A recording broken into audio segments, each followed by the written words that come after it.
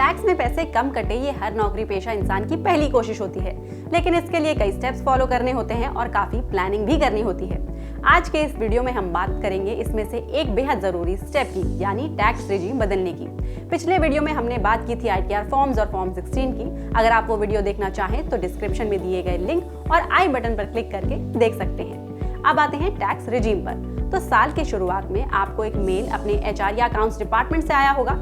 Mail में पूछा गया होगा कि आप कौन से टैक्स रिजीम में रहना चाहते हैं। हो सकता है कि आपने ईमेल मिस कर दिया हो, या इसका रिप्लाई लिखकर ड्राफ्ट में रखा हो और भेजना भूल गए हो, या ये भी मुमकिन है कि सब कंफ्यूजन में आप सिलेक्ट ही ना कर पाए हो। अब इससे एक छोटी सी परेशानी हुई। परेशानी ये कि FY24 से सरकार ने न्यू टैक्स रिजीम को डिफॉल्ट रिजीम बना दिया है। नौकरी पेशा टैक्स पेयर के लिए इस बदलाव का मतलब है कि जिन लोगों ने अपनी कंपनी या एम्प्लॉयर को वक्त रहते ये नहीं बताया कि वो नए या पुराने टैक्स रिजीम में से किसे चुनना चाहते हैं, वो खुद ब खुद न्यू टैक्स रिजीम में डाल दिए गए होंगे। यानी उनकी सैलरी से TDS की कटौती भी नई टैक्स रिजीम के आधार पर हुई होगी।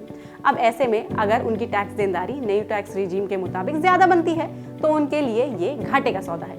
अब टैक्स तो ज्यादा कट गया, लेकिन सवाल ये है कि क्या आप टैक्स रिटर्न भरते समय आपके पास इस गलती की भरपाई का कोई उपाय है? जी हाँ, बिल्कुल है। इनकम टैक्स से जुड़े नियम टैक्स पेयर को रिटर्न भरते समय भी टैक्स रिजीम चुनने की छूट देते हैं। इसका मतलब ये है कि अगर आप किसी वजह से न्यू टैक्स रिजीम में डाल दिए गए थे या गलतफहमी के कारण उसे चुन लिया था, तो भी आप अपना रिटर्न भरते समय उस गलती को सुधार सकते हैं।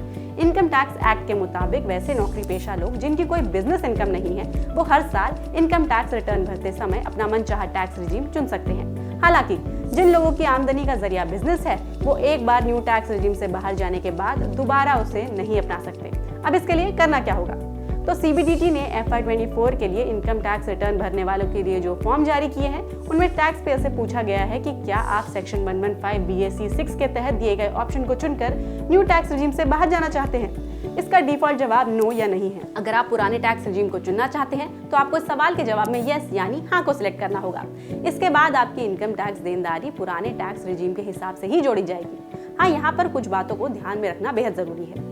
आपके एम्प्लॉयर ने जो फॉर्म 16 और TDS सर्टिफिकेट दिए हैं, उनमें आपकी टैक्स कटौती नए टैक्स रिजीम के हिसाब से दिखाई गई होगी।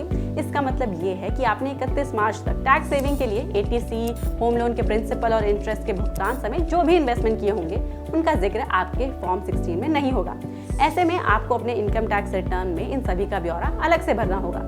इसके साथ ही आप जो भी छूट क्लेम करेंगे उसके प्रूफ को भी संभाल कर रखें, ताकि इनकम टैक्स डिपार्टमेंट के मांगने पर आप ये दे सके। तो है ना बेहद काम की जानकारी। ऐसे आपके काम के और वीडियोस के लिए NDTV प्रॉफिट हिंदी को जरूर सब्सक्राइब करें और ITR से रिलेटेड और किन सवालों के आप जवाब जानना चाहेंगे हमें कमेंट करके बताएं।